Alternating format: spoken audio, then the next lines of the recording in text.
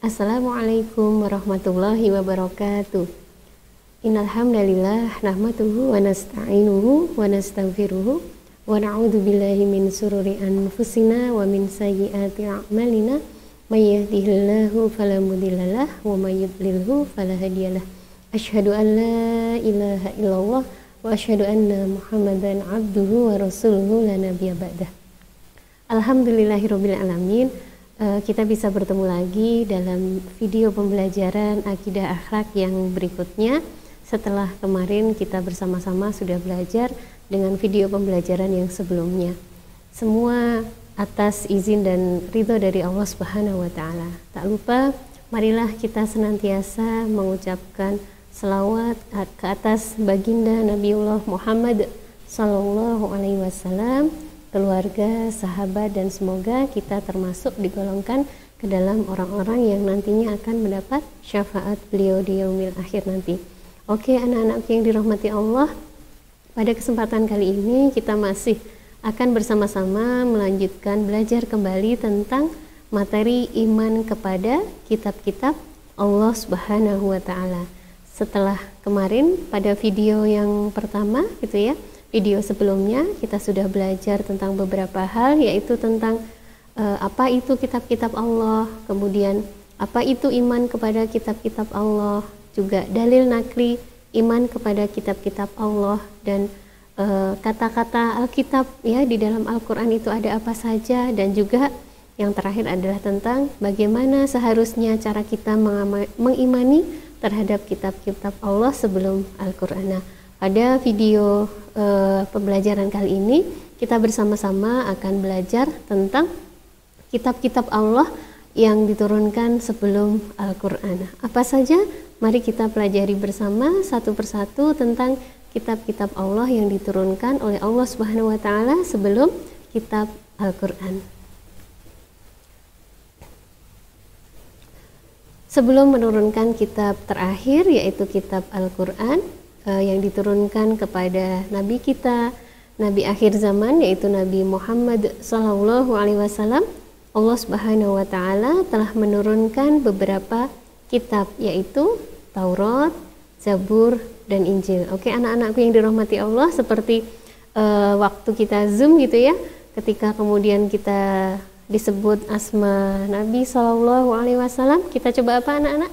Kita coba sentuh dada kita bagian kiri, kita rasakan gitu ya, seperti yang kemudian digerakan yang dilakukan oleh siapa? Ustadz Hanan Ataki gitu ya, gerakan pemuda hijrah gitu ya, membuat tren kebaikan. Setiap kali kita mendengar atau kita menyebut nama Nabi kita, Nabi Muhammad Sallallahu Alaihi Wasallam, kita coba letakkan tangan kita di dada sebelah kiri sambil merasakan, dan kemudian kita kemudian menghayati gitu ya, bahwa karena beliau adalah nabi terakhir gitu ya, beliau adalah suri teladan terbaik kita, sambil kemudian kita menjiwai apa yang kemudian kita katakan gitu ya. Oke, lanjut, kita akan belajar tentang kitab-kitab sebelum Al-Quran ya. Yang pertama adalah kitab Taurat ya. Kitab Taurat diturunkan kepada Nabi siapa anak-anak ya? Insya Allah sebagian besar dari kalian juga sudah tahu bahwa kitab Taurat diturunkan kepada Nabi Musa alaihi salam ya. Kitab Taurat menggunakan bahasa Ibrani, diturunkan untuk membimbing kaum Bani Israel.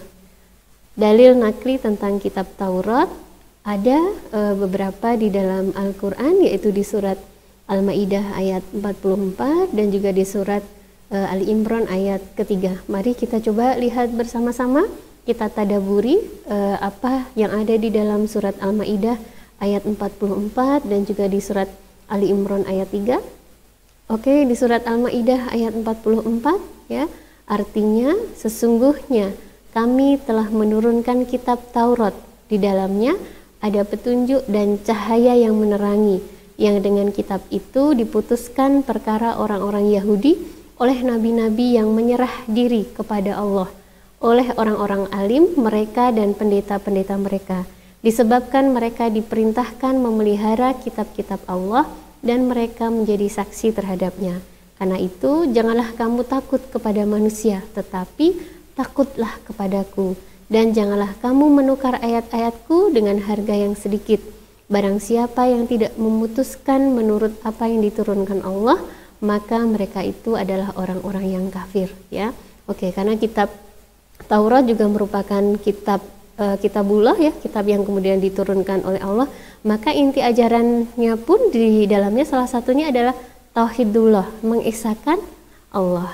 Oke, kemudian kita coba lihat, kita tadaburi bersama di surat Ali Imran ayat yang ketiga, yang artinya Dia Allah menurunkan Alkitab, Al-Quran kepadamu dengan sebenarnya, membenarkan kitab yang telah diturunkan sebelumnya dan menurunkan Taurat dan Injil. Nah, di sini di kedua ayat ini di sana terdapat kata-kata kitab Taurat. Itu menjadi bukti bahwa kitab Taurat adalah salah satu kitab yang kemudian Allah turunkan kepada Nabi dan Rasulnya sebelum kitab yang terakhir, yaitu Al-Quran. Oke, next. Oke, Al-Quran dan Al-Hadis membenarkan bahwa Taurat adalah kitab yang diturunkan kepada Nabi Musa dan bukan hasil karya atau tulisan dari Nabi Musa, dan juga bukan karya rahib-rahib Yahudi. Taurat yang ada zaman sekarang, ya, tapi beda ya anak-anak, maksudnya Taurat yang dulu dengan Taurat yang sekarang itu sudah berbeda. Ketika zaman Nabi Musa alaihissalam, Taurat itu benar-benar memang masih asli dan itu adalah kalamullah, ya, itu adalah perkataan Allah. Tetapi kalau Taurat yang ada di zaman sekarang ini, ya, sulit dibuktikan keaslian atau keotentikannya karena sudah ada campur tangan rahib-rahib Yahudi yang nakal, ya. Oke, jadi berbeda antara kitab yang dulu ketika masih kemudian di masa Nabi Musa alaihissalam dengan yang kitab Taurat yang ada saat ini, ya. Oke, next. Yang kedua adalah kitab Zabur, ya. Kata Zabur berasal dari kata Zabaro yang berarti tulisan. Zabaro juga bisa berarti sepotong besi. Kitab Zabur diturunkan kepada Nabi Daud dengan bahasa Kipti untuk memberi bimbingan kepada kaum Bani Israel. Sama, ya. Tadi sebelumnya kitab Taurat, ya, untuk Bani Israel, ya. Yang berikutnya juga kitab Zabur juga sama untuk Bani Israel, ya. Kitab Zabur diterima oleh Nabi Daud setelah Raja Talut, ya, Raja Bani Israel saat itu meninggal dalam peperangan melawan pasukan Jalut. Talut merupakan raja dari kaum Filistin yang zalim, ya. Mungkin kalian besok bisa sambil cari-cari lagi, ya, bisa cari buku, artikel atau kisah tentang bagaimana peperangan, ya, atau pertarungan, ya, Jalut melawan Talut gitu, ya, atau kemudian cari video-video. Kalau Bu Titi sukanya video anak-anak gitu, ya, karena untuk pembelajaran anak-anak, di mana kemudian saat itu Nabi Daud, ya, yang kemudian ikut berperang melawan Talut gitu, ya, di pihak Nabi Daud dengan Jalut mengalami kemenangan melawan raja yang zalim, yaitu Raja Talut, ya. Oke, kitab Zabur berisi tentang apa gitu, ya. Kita coba lihat Zabur itu tentang apa gitu. Kitab Zabur berisi tentang zikir, pengajaran dan hikmah serta berisi 5 jenis kidung, ya, atau mazmur yang mengungkapkan semua pengalaman yang dialami oleh Nabi Daud semasa hidupnya seperti dosa, pengampunan dosa, sukacita, tentang kemenangan atas musuh Allah dan keagungan Allah. Kemudian dalil nakli Allah menurunkan kitab Zabur kepada Nabi Daud bisa kita lihat bersama-sama di surat Al-Isra ayat 55. Mari kita tadaburi bersama apa isi di surat Al-Isra ayat ke-55. Artinya, dan Tuhanmu lebih mengetahui siapa yang ada di langit dan di bumi, dan sesungguhnya telah kami lebihkan sebagian nabi-nabi itu atas sebagian yang lain, dan kami berikan Zabur kepada Daud. Nah, ini menjadi bukti bahwa kitab Zabur pun juga merupakan salah satu kalamullah, kitab yang kemudian diturunkan oleh Allah kepada nabi terdahulu, yaitu kepada Nabi Daud alaihissalam. Oke, next. Kemudian yang berikutnya, kalau tadi setelah kitab Taurat, kitab Zabur, yang berikutnya adalah kitab Injil. Kitab Injil diturunkan oleh Allah Subhanahu wa taala kepada Nabi Isa alaihi salam. Injil asli berbahasa Ibrani. Injil diturunkan untuk memberi bimbingan atau petunjuk kepada kaum Bani Israel. Sama ya tadi antara kitab Taurat, kitab Zabur dan juga kitab Injil ini diturunkan untuk siapa? Bani Israel ya. Ketiga kitab ini diturunkan untuk Bani Israel di masa itu. Oke, next. Nah, Al-Quran ya membenarkan akan keberadaan Injil. Injil yang dibenarkan adalah Injil yang diwahyukan kepada Nabi Isa putra Maryam. Akan tetapi Injil tersebut tidak pernah ditemui di antara ribuan manuskrip tua warisan-warisan keagamaan umat Kristen. Kitab Injil yang dijadikan pegangan umat Kristen hanya satu versi dan berbahasa Aramea. Dengan demikian, kitab Injil yang tidak dalam menggunakan bahasa Aramea maka sudah tidak asli lagi. Karena kalau kitab Injil yang masih asli ya di sana ditemukan pengajaran bahwa nanti suatu ketika akan muncul nabi akhir zaman yang bernama Ahmad ya. Beberapa Injil yang kemudian dinilai masih kemudian otentik, salah satunya adalah Injil Barnabas ya anak-anak. Di sana dinyatakan bahwa di sana ada nama Ahmad ya. Ahmad itu adalah nabi terakhir yaitu Nabi Muhammad SAW.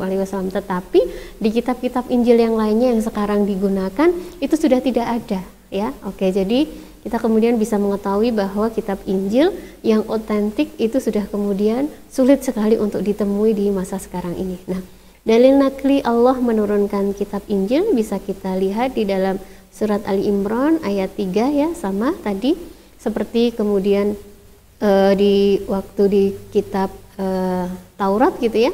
Oke, next kita lihat kembali di surat Ali Imran ayat ketiga gitu ya, yang artinya Dia Allah menurunkan Alkitab, Al-Quran kepadamu dengan sebenarnya, membenarkan kitab yang telah diturunkan sebelumnya dan menurunkan Taurat dan Injil. Jadi Taurat, Zabur, Injil semuanya adalah kitab-kitab Allah terdahulu atau kalamullah terdahulu yang diturunkan kepada para nabi dan rasulnya sebelum nabi dan rasul yang terakhir yaitu Nabi Muhammad SAW. Next. Oke, kemudian yang berikutnya ya, ada suhuf gitu ya. Suhuf itu apa gitu ya? Suhuf itu adalah lembaran-lembaran ya. Oke, suhuf yang diturunkan kepada Nabi Musa dan Nabi Ibrahim alaihissalam yaitu berada di surat Al-A'la ayat 18 dan juga ayat ke-19 yang artinya sesungguhnya ini benar-benar terdapat dalam kitab-kitab yang dahulu ya, yaitu apa? Kitab-kitab Ibrahim dan Musa ya. Suhufi Ibrahim wa Musa. Jadi suhuf kalau tadi kitab-kitab Zabur, kitab Taurat, kitab Injil gitu ya. Itu kemudian disebut kitab karena lembaran-lembaran itu kemudian dibending, dijadikan jilid, makanya menjadi satu kitab gitu ya. Sementara kalau suhuf ini masih berupa lembaran-lembaran, maka disebut Suhufi Ibrahim wa Musa. Disebut suhuf karena belum kemudian dijadikan satu kitab utuh ya. Oke, next. Nah, kemudian yang berikutnya, yang terakhir yang kemudian Allah turunkan yaitu adalah kitab Al-Quran ya. Walaupun nanti kita akan membahas secara lebih khusus kitab Al-Quran, tapi kita coba pelajari secara singkat terlebih dahulu kitab Al-Quran itu apa gitu ya. Al-Quran merupakan kitab terakhir yang diturunkan oleh Allah Subhanahu wa Ta'ala kepada Nabi Muhammad, yaitu Nabi tadi apa anak-anak? Nabi Muhammad Sallallahu Alaihi Wasallam, Nabi akhir zaman, penutup para nabi atau khatamun nabiyyin. Al-Quran diturunkan menggunakan bahasa Arab ya. Quran menurut bahasa berarti bacaan. Menurut istilah Al-Quran artinya adalah kalamullah atau kalam Allah atau ucapan Allah yang diturunkan kepada Nabi Muhammad melalui perantara malaikat Jibril dan bagi yang membacanya dinilai sebagai ibadah ya. Jadi kalau kita membaca Al-Quran gitu ya, beda dengan bacaan-bacaan yang lain gitu ya, kita kemudian akan mendapatkan nilai yang lebih sebagai ibadah gitu ya. Kalau di hadis itu disampaikan bahwa kalau kita membaca alif lam lam mim gitu ya. Itu tidak dinilai kemudian menjadi satu pahala saja gitu, tetapi alif dinilai sendiri gitu ya, lam dinilai sendiri, mim dinilai sendiri. Jadi tadi sudah 3 huruf, maka satu huruf dilipat gandakan menjadi 10 kebaikan ketika kita tadi membaca alif lam mim. Ternyata sudah 30 kali kebaikan pahala yang kemudian Allah berikan kepada kita. Oke, next. Ya. Oke, dalil nakli Allah menurunkan Al-Quran ya. Nanti silahkan kalian bisa dibuka di Al-Quran di surat Al-Baqarah ayat 185. Insya Allah kalian sudah biasa menghafalnya, terlebih kalau di bulan Ramadan gitu ya. A'udzubillahi minasyaitonirrajim. Syahrul Ramadhanalladzi unzila fihil Quran.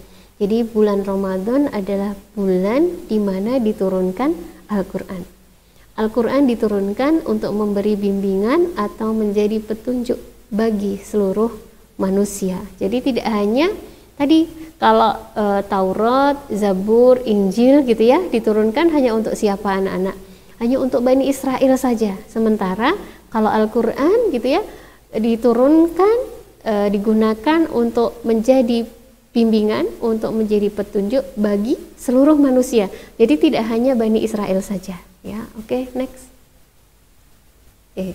Jadi mari kita sama-sama lihat video eksperimen sosial gitu ya, yang di sana kemudian mencoba ya, beberapa pemuda mencoba untuk kemudian melakukan eksperimen sosial ya, dengan kalau di barat kan banyak yang kemudian orang-orang itu tidak tahu tentang Islam, apalagi tentang Al-Quran ya. Yang mereka tahu Islam itu adalah agama teroris gitu ya. Kemudian berarti kitab sucinya juga memang mengajarkan hal-hal yang kemudian bersifat radikal. Ya. Mereka mencoba menutup gitu ya, sesungguhnya itu adalah Injil ya, kitab Injil yang kemudian dibungkus hanya covernya saja yang kemudian bertuliskan Al-Quran ya, kemudian diperlihatkan ya kepada beberapa orang tentang ajaran-ajaran yang ada di dalamnya, dan itu ternyata ekstrim ya. Mereka mengecam habis-habisan ya tentang apa yang kemudian ada di dalamnya, tapi ternyata gitu ya, setelah kemudian di akhir mereka kemudian diberitahu bahwa ternyata sesungguhnya itu adalah kitab suci mereka sendiri, yaitu Injil. Jadi itu bukan Al-Quran ya. Oke, silahkan dinikmati videonya. Door de recente gebeurtenissen in Parijs en de associatie tussen ISIS en de islam ligt het islamitische geloof steeds vaker onder vuur. Zo worden moslims ervan beschuldigd dat hun geloof niet aansluit op onze westerse idealen. Maar hoe zit het dan eigenlijk met het christendom? Het geloof waarop onze cultuur grotendeels gebouwd is. Een vrouw moet zich laten onderwijzen in stilheid, in alle onderdanigheid. Volgens dit hele boek is de vrouw in principe onderdanig. Voor dit experiment hebben we een Bijbel gekocht en deze omgetoverd tot een Koran. Hierin hebben we schokkende passages gehighlight die sterk in contrast staan met onze westerse normen en waarden. Eens kijken wat er gebeurt als we de citaten uit de Bijbel voorleggen aan de mensen op straat, maar zich in de veronderstelling laten dat ze uit de Koran komen.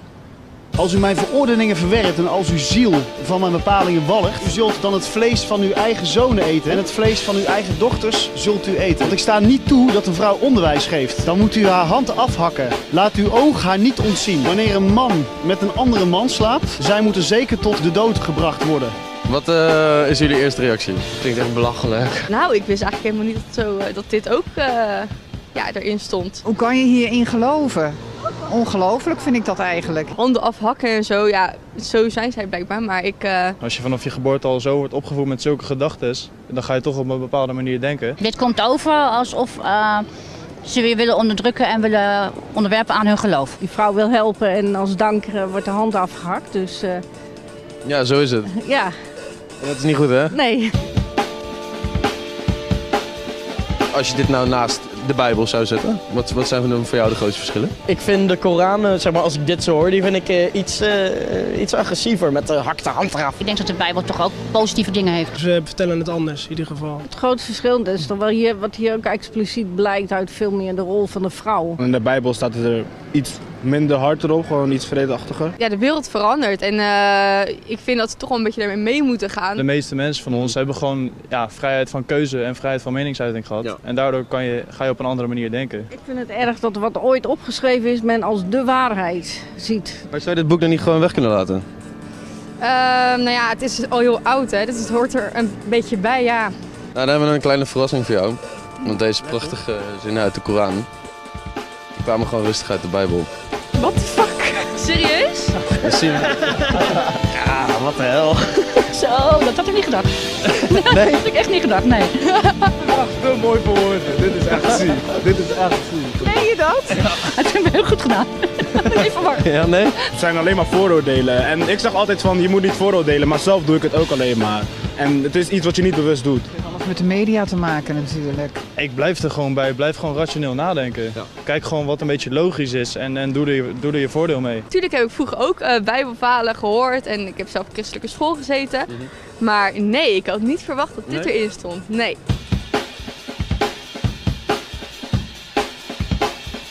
Vond je nou een interessante video? Vergeet hem niet te liken en te delen. En heb je nou een mening over dit onderwerp? Reageer dan hieronder even op de video. Tot de volgende keer.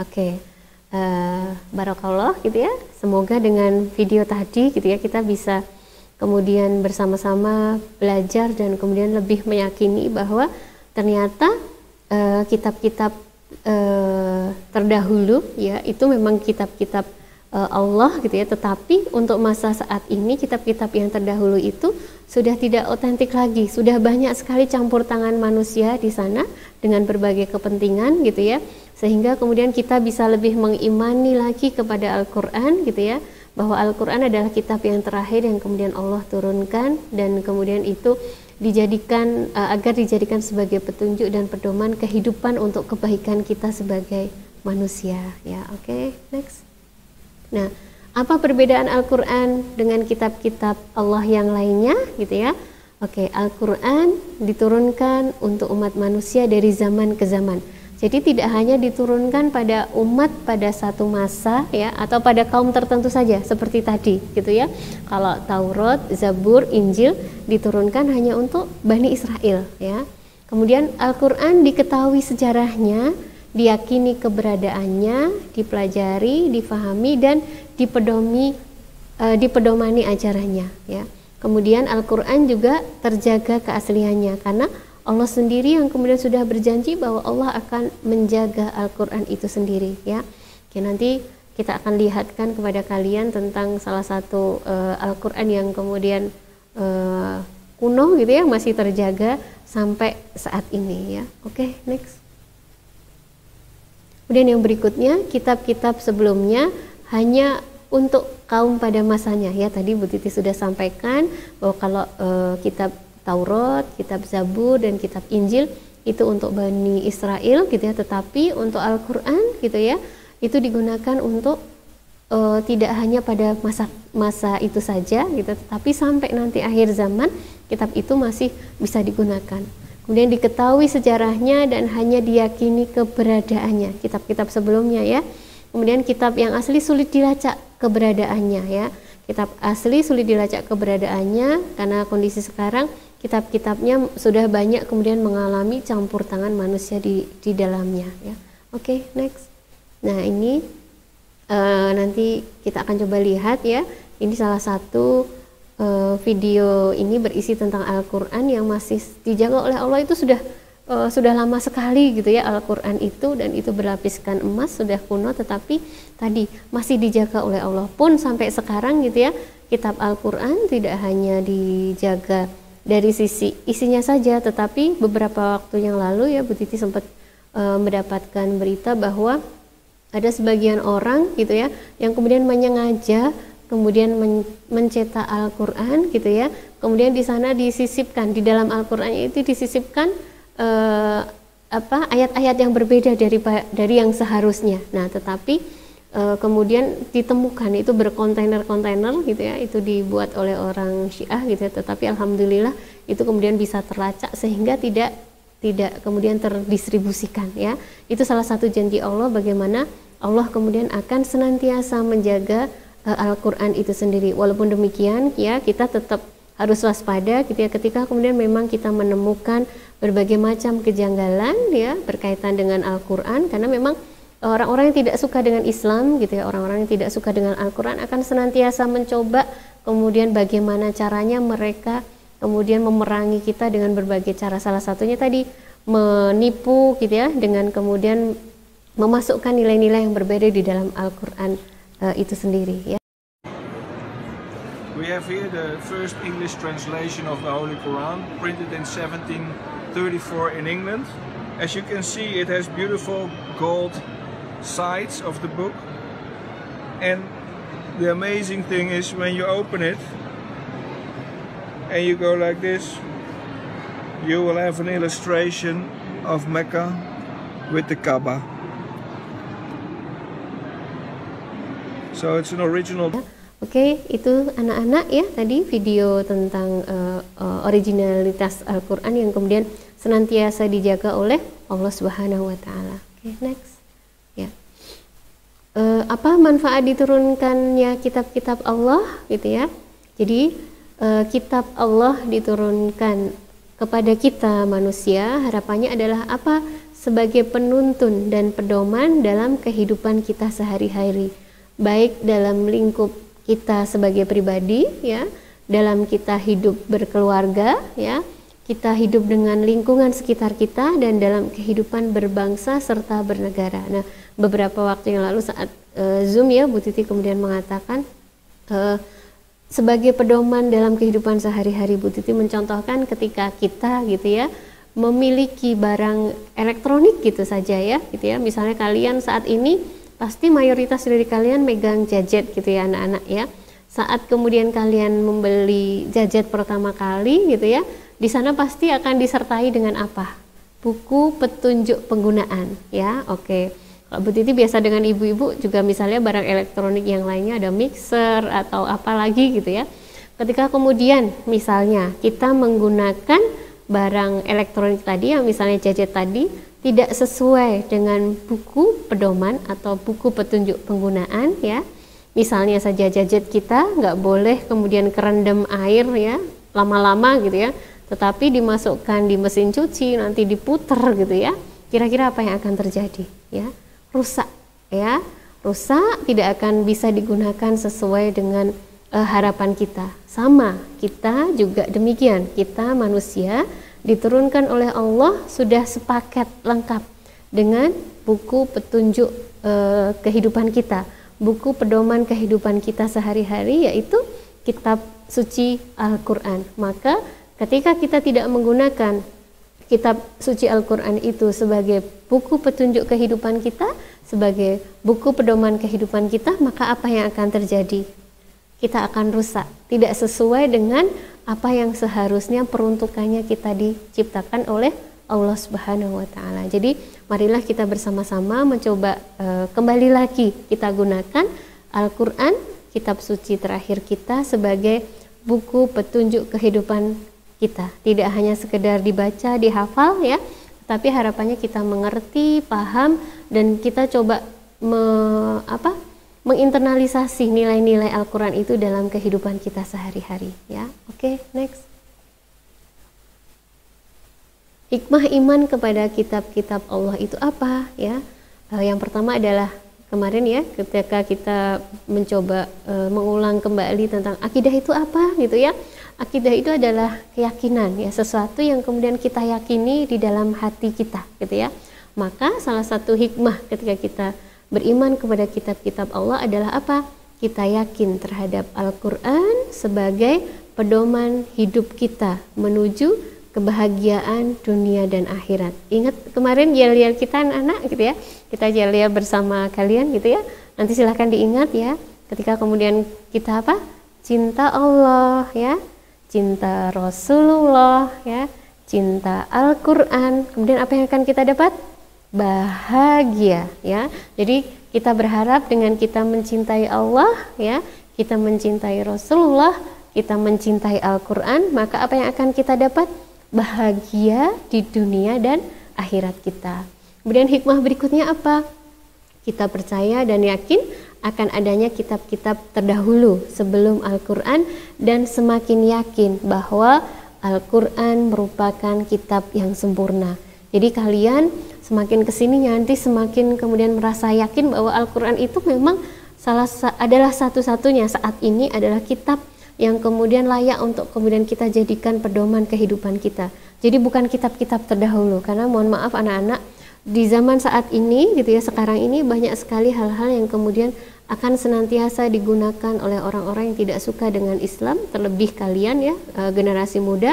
Salah satunya adalah dijauhkan dengan kitab suci kita yaitu Al-Quran dan digantikan dengan kesenangan-kesenangan duniawi yang lainnya. Maka marilah kita bersama-sama gitu ya, kembali lagi ya, sedikit demi sedikit kita mencoba kembali lagi bersama dengan Al-Quran kita ya.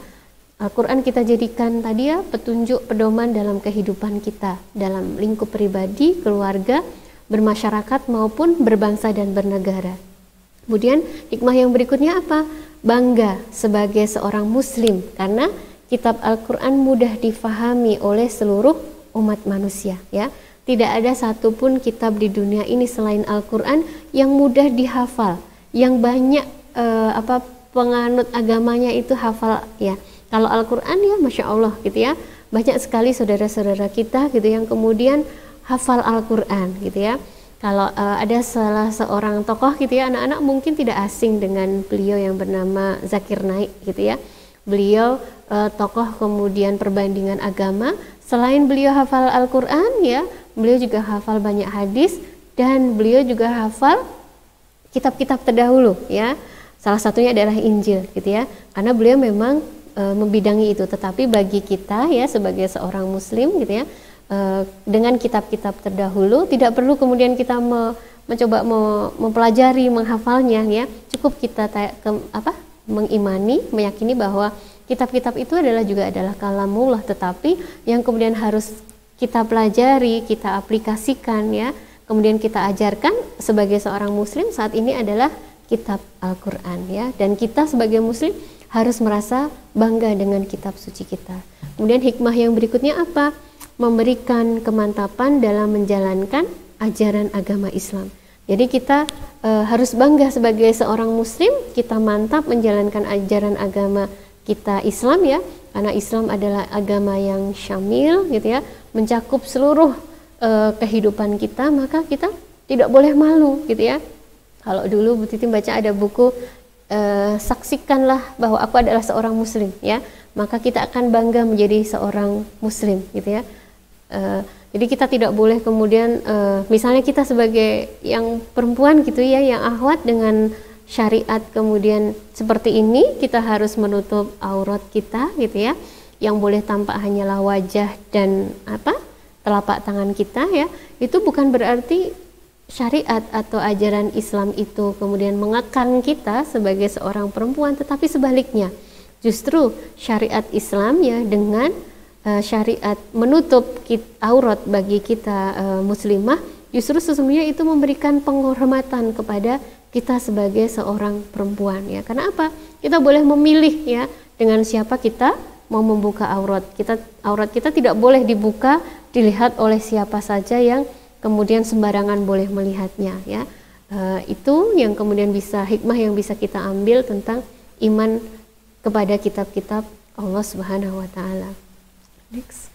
Nah, perilaku apa yang kemudian harusnya ya yang mencerminkan keimanan kita kepada kitab-kitab Allah gitu ya. Yang pertama adalah peduli kepada orang lain ya.